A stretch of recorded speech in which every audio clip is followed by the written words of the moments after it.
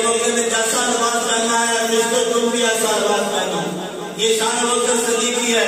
हज़रत गिरामी आपके बारे में आता है कि आप जब दुनिया से गए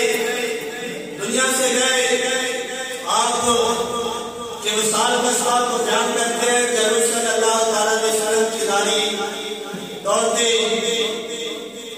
आपकी सोहबत का नाम मिलना है। यानी जब आप दुनिया से चले गए तो अबू बकर सिद्दीक को आपको का दीदार नहीं हो रहा और आपका कुर्ब नहीं मिल रहा, आप करीब के हुजूर की जाते, लेकिन हुज़ूर सल्लल्लाहु अलैहि वसल्लम की ज़ियारत से महरूम रहना हज़रत गिरामी अबू बकर सिद्दीक की विशाल मसला बना बयान करते हैं कि हुज़ूर सल्लल्लाहु अलैहि वसल्लम के गुलाम जब दुनिया से गए तो हुजूर की मोहब्बत में गए। हुजूर से इस कदर मोहब्बत कि आपके भाई बर्दाश्त न किए और आपके बाद 2 साल खुशमाशिदा रहे और फिर नमाज मगरिब और ईशा के दौरान आपका विशाल हुआ। हज़रत गिरामी आपका जब विशाल हुआ तो आपकी वसीयत के तहत आपकी बीवी अज़मा ने आपको रुख़सत दिया। हज़रत गिरामी आपके साथ आते आपके जिस्म पर पानी डाल रहे थे। बीवी बच्चों की माँ अबू सिद्दीक को रुख़सत दे रही थी। हज़रत गिरामी रुख़सत देने के बाद आपका दादा हज़रत उमर फारूक ने अदा किया। उमर फारूक ने आपका जाना पढ़ाया और खुश नसीब ऐसे साथी हैं कि इन्हें मरने के बाद इस चारपाई पे लिटाया गया जिस चारपाई पे अल्लाह नबी आराम फरमाते थे।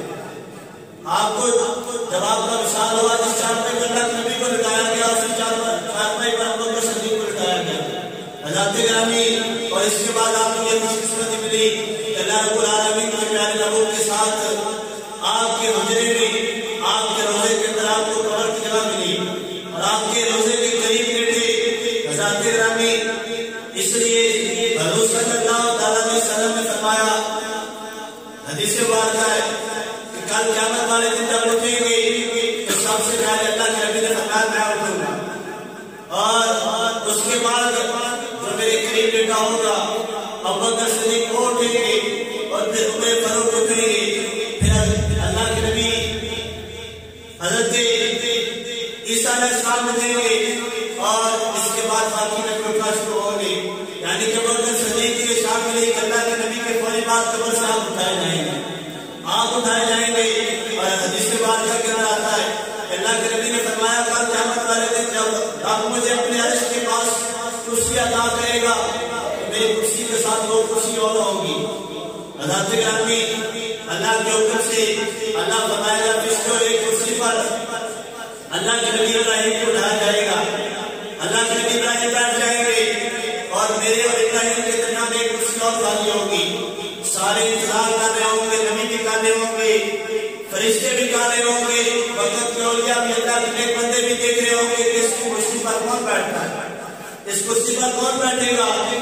सबका ख्याल ये होगा कि शायद अल्लाह पर बैठेंगे, अपना जलवा दिखाएंगे लोगों को हज़रत गिरामी, लेकिन नहीं, अल्लाह रब्बुल आलमीन फिर फरमाएगा ऐ फरिश्तों जो एक कुर्सी बाकी बची है उस कुर्सी पर मेरे प्यारे महबूब सल्लल्लाहु अलैहि वसल्लम के प्यारे गुलाम जनाब अबू बकर सिद्दीक को लाकर उठा दिया जाए।